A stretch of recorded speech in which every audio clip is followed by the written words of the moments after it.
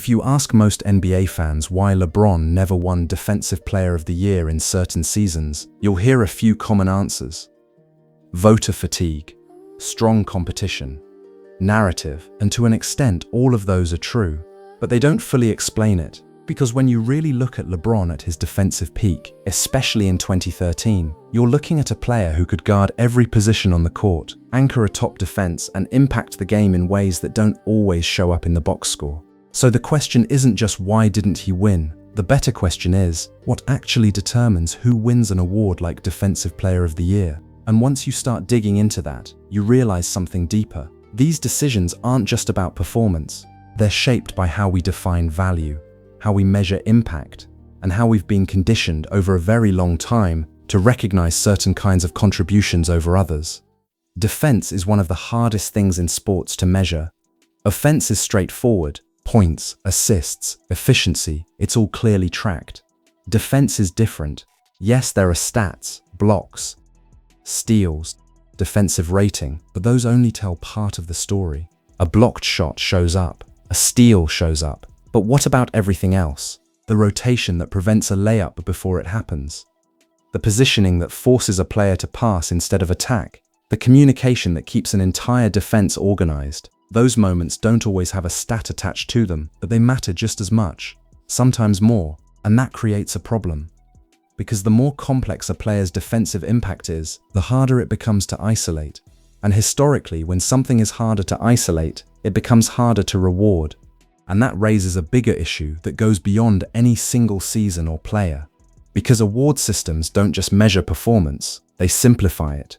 They take something as complex as defense and compress it into categories that can be voted on. That simplification is necessary, but it also changes what kinds of impact become visible. Over time, certain defensive archetypes have become easier to recognize. The rim protector, the shot blocker, the defensive anchor.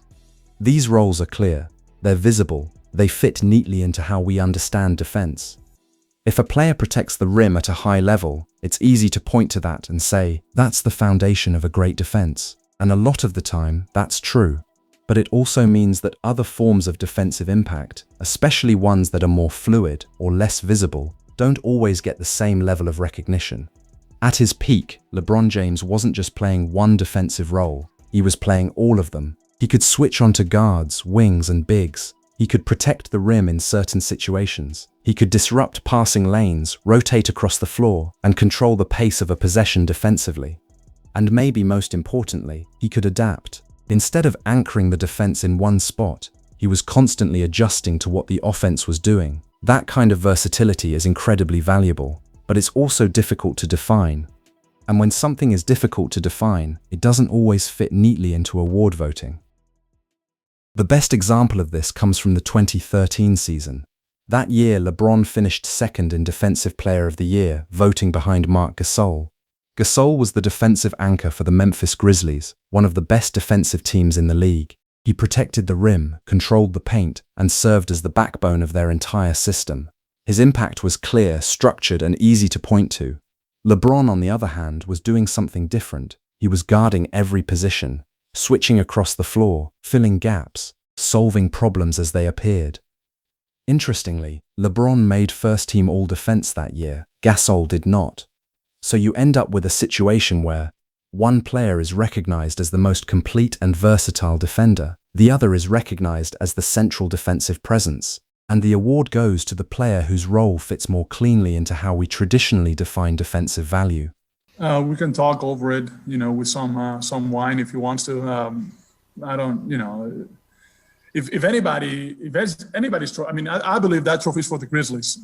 Or that 2000, I think was 13. I think the team that deserved to have that trophy was the Grizzlies. For some reason, they picked me. If anybody could, claim that trophy was Tony Allen, and to my point of view. At the same time, I could also, not that I want to, I care about, but I could say that, hey, I've been told from a first-team All-NBA defensively, I believe I should be there, but I don't, and I don't care. But we can have a good laugh about it if he wants to. If not, let's, I'm sure he can go get it this year too if he wants to. And this is where the conversation starts to shift, because the way we evaluate players today, the way we assign value, recognize roles, and reward impact, didn't come out of nowhere. It's part of a much larger pattern. Human systems have always relied on structure. When systems scale up, they stop being able to track everything equally, so they naturally shift toward clarity. Clear roles, clear outcomes, clear responsibility. That trade-off between complexity and simplicity shows up in almost every large system humans have built. Clear roles, visible contributions, defined hierarchies. These systems make it easier to organize, measure, and make decisions, but they also have limitations. They tend to favor what is easiest to see. To really understand where this comes from, you have to go back much further than basketball, much further than modern sports, back to some of the earliest large-scale human systems, including ancient Egypt. And this isn't just a modern sports problem. It appears anywhere humans organize large groups toward a single outcome, because once a system becomes large enough, not everything can be equally visible anymore. And what gets remembered is often what is easiest to identify. When we think about the pyramids, we usually think of them as monuments, but they were also something else. They were one of the earliest examples of massive, organized human effort. Building them required thousands of people working in coordinated roles: laborers, engineers, supervisors, each with a specific function. And within that system, some roles were more visible than others. Some contributions were easier to recognize. Others were essential, but less obvious. The importance here isn't the purpose of the pyramids themselves. It's what their construction required. A coordinated system of labor, roles, and organization across a massive scale.